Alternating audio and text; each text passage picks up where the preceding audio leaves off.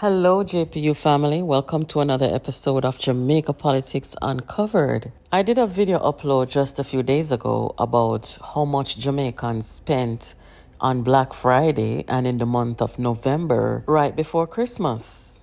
It was $43 billion. And I'm saying, how? There are elements, operatives who talk about how, the situation and condition in Jamaica, it's so bad, There's inflation going on globally. And I'm saying, where Jamaica could have find $43 billion to spend? Well, breaking news. Inflation is at its lowest in Jamaica. Jamaica's point-to-point inflation rate has dropped to a 3-year low of 4.9%. Of course, this didn't just happen on its own. Indeed, this highlights the government's efforts to tackle economic challenges. A healthier economy translates to more money in your pocket, improved infrastructure, and the government's increased ability to deliver the services you need. Let us have a closer look. Look at the roller coaster on the map. As you can see here, starting November 22 to January of 23, you can see where it was at 5.1. It went up all the way to 7.3 at its peak in January of 2024. It declined steadily to 5.2 in May of this year. And then it went back up just a little bit in June of this year. It went up to 6.5 in August of this year.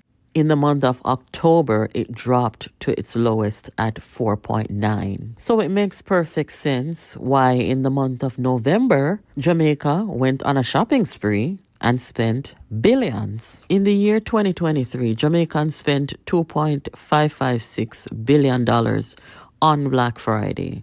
In November of 2024, Jamaicans spent a record $43 billion, which was a 13.1% increase from the previous year. A little interesting little detail here is that Black Friday has evolved into a month-long shopping season in Jamaica. Imagine that, with retailers starting early sales to attract customers. The highest transaction volume are usually in the days leading up to Christmas. So imagine how much Jamaicans are going to have to spend this Christmas season. Believe it or not, some people really don't know what the word inflation is. Inflation means prices go up over time, making the same amount of money by less than it used to. While the government can try to manage inflation, its root causes often go beyond their control. Anyway, big up Jamaica. We're happy to see this and hope that it continues to improve. Meanwhile, in other news, guys, it looks like we're going to have to start doing a segment called Lie of the Week to see how many lies the opposition is telling per week. Last week, they told 2 big lies. The first one was that the Prime Minister was involved in some building breach, which TVJ News came out and retracted and apologized for. That information they gathered from the Integrity Commission's report, whether they misread it or whether the Integrity Commission tried to put it out there as such. Lie number 2, the next big one. $3 trillion missing. Guys, if Jamaica loses $1 trillion, the whole country would collapse. First of all, what does 3 trillion even look like? If you're supposed to change $3 trillion into Jamaican $1,000 bills, that would fill over 1,200 containers. Just imagine Donga Wharf filled with containers of cash. That's how massive the amount is. It's not something that can just disappear without raising alarms everywhere. And remember, Jamaica's entire annual budget is about $1.3 trillion. Claiming 3 trillion is missing is like saying we've lost more than double what the government spends in 1 year. If that were true, the economy would just stumble. It would collapse completely. So what's really happening? Think about a small business owner. You spend money on marketing, inventory, and other things to keep things running. But by the end of the month, you're there wondering, where did all that money go? Now, does that mean the money was stolen? No, it just wasn't properly accounted for. You need to keep track of every cent you spend. Without proper records, it can seem as though the money has vanished, but in reality, it just was not documented properly. So that's what's happening here.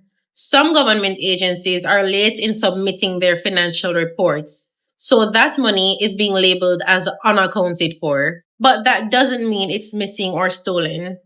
It just means that the proper accounting has not been done yet.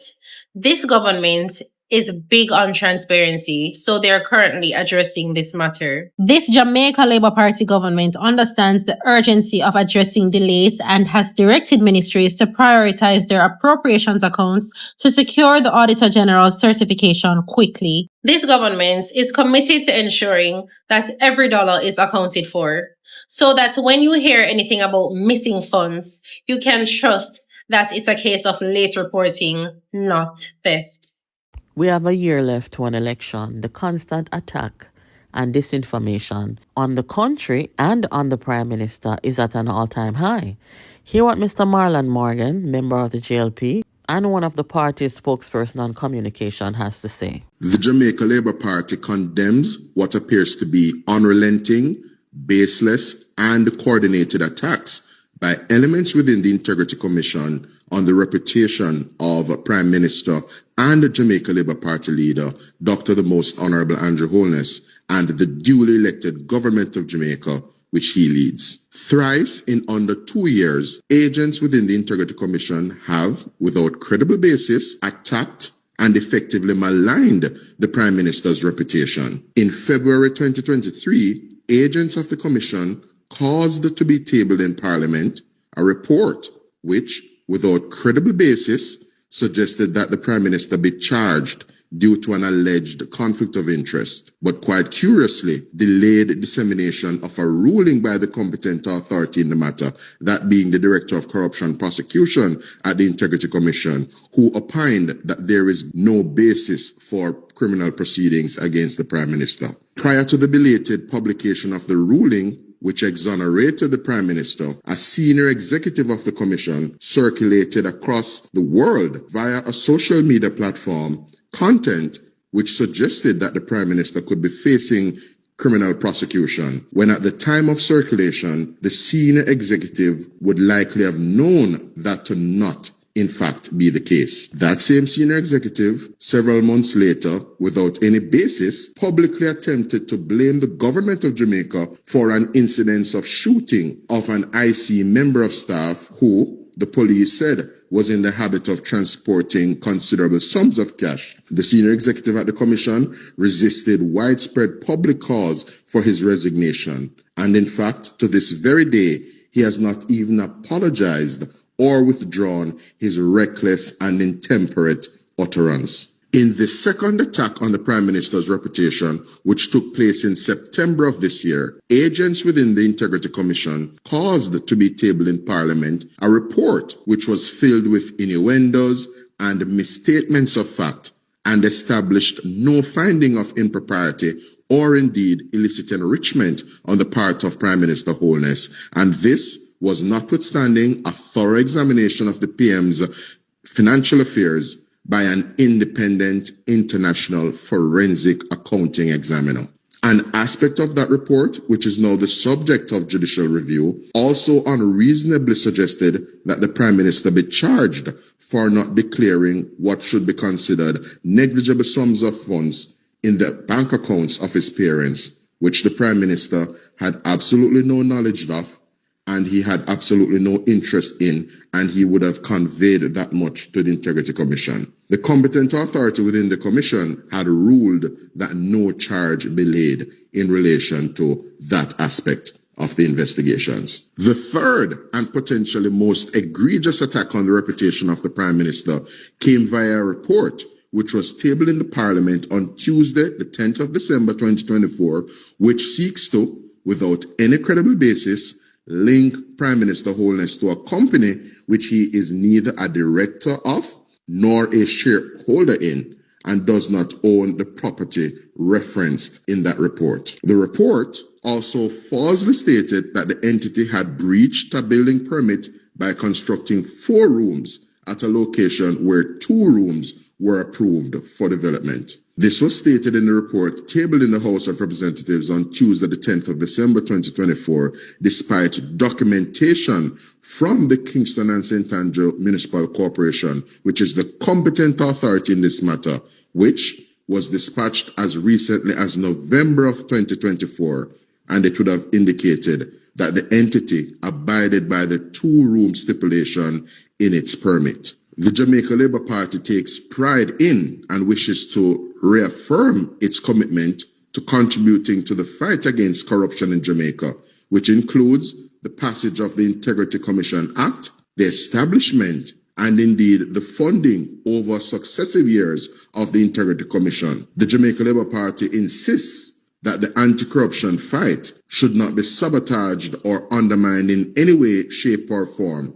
Given the bizarre and baseless actions of some agents of the Integrity Commission, unfortunately, the Jamaica Labour Party is constrained to make public its view that the Commission has been hijacked by a few agents which are acting unfairly, in a biased manner, and manifestly with malice toward Prime Minister Andrew Holness and the duly elected government of Jamaica, which he leads. Anyway, guys, keep it locked here. Make sure you subscribe. Thank you for watching, and I'll catch you in the next video.